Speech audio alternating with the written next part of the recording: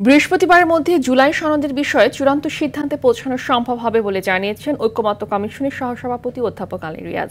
আর জুলাই সনদের খসড়াকে অসম্পূর্ণ দাবি করে এর কিছু অংশকে বিপজ্জনক বলে মন্তব্য করেছেন জামায়াত ইসলাম। তবে গণঅভ্যুত্থানের আকাঙ্ক্ষা প্রতিফলিত না হলে জুলাই সনদে স্বাক্ষর করা না করার বিষয়ে সিদ্ধান্ত নেবে এনসিপি। আর ভাষাগত পরিবর্তন চাওয়া বিএনপি। আরও জানাচ্ছেন জাহিদ রহমান। জুলাই সনদ ঘোষণা দ্বারপ্রান্তে এসেও চলছে জাতীয় ঐকমত্য কমিশনের সভা। দ্বিতীয় পর্যায়ে শেষ মুহূর্তের আলোচনায় অংশ নেওয়া রাজনৈতিক দলগুলোর মধ্যে অনেক বিষয়ে অনৈক্য প্রতিফলিত।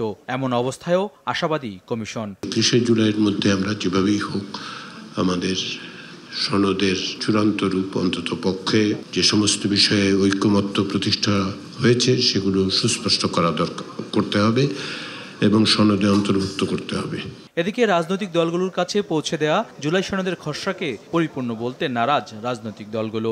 যে বিদ্যমান আইনগুলো আছে এই সমস্ত প্রতিষ্ঠানের, সাংবিধানিক প্রতিষ্ঠানের, সেই আইনগুলোতে আমরা আরও বেশি শক্ত করে কড়াকড়ি আরোপ করি এবং সেই সাংবিধানিক প্রতিষ্ঠান হোক, স্ট্যাটিউটরি প্রতিষ্ঠান হোক, সেই প্রতিষ্ঠানগুলোর আমরা জবাবদিহিতা, অ্যাকাউন্টেবিলিটি নিশ্চিত করি, ট্রান্সপারেন্সি নিশ্চিত করি। আলোচনা হচ্ছে, আমরা একমত হচ্ছি বা সিদ্ধান্ত হচ্ছে, সেগুলো কিভাবে বাস্তবায়ন হবে এই ব্যাপারে কোনো ধরনের ইঙ্গিত স্পষ্টভাবে নাই, বরং যেটা লেখা হয়েছে সেটা একেবারেই শুধু হতাশাব্যঞ্জক নয়, এটা ডেঞ্জারাস।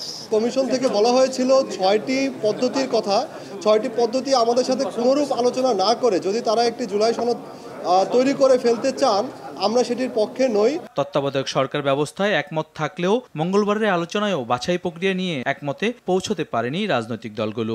পার্লামেন্ট তো অটোমেটিক্যালি যে কোনো বিষয়ের সমস্যার সমাধানের জন্য পার্লামেন্ট কাজ করবেই, কিন্তু এটা যদি আমরা সংবিধানে লিখে দেই বা বিধির মধ্যে সংযুক্ত করি, তাহলে এটাকে একটা মিসইউজ করে আবার তত্ত্বাবধায়ক সরকার ব্যবস্থাটাকে ম্যানিপুলেট করার একটা সুযোগ তৈরি হবে। আগামী 31শে জুলাইয়ের ভেতরে আমরা জাতীয় সমঝোতা সনদের ব্যাপারে মোটামুটি একটা ঐকমত্যের জায়গায় আসতে পারবো এবং অবশ্যই আমাদের গণঅভ্যুত্থানের প্রথম বার্ষিকীর আগেই 5ই আগস্টের আগে আমরা একটা জাতীয় সমঝোতা সনদ আমরা স্বাক্ষর করতে পারবো। দিনের শেষ বেলায় সংসদের নারী প্রতিনিধিত্ব 50 থেকে 100 নির্ধারণ নিয়ে আলোচনা হয়। জাহিদ রহমান, RTV, ঢাকা।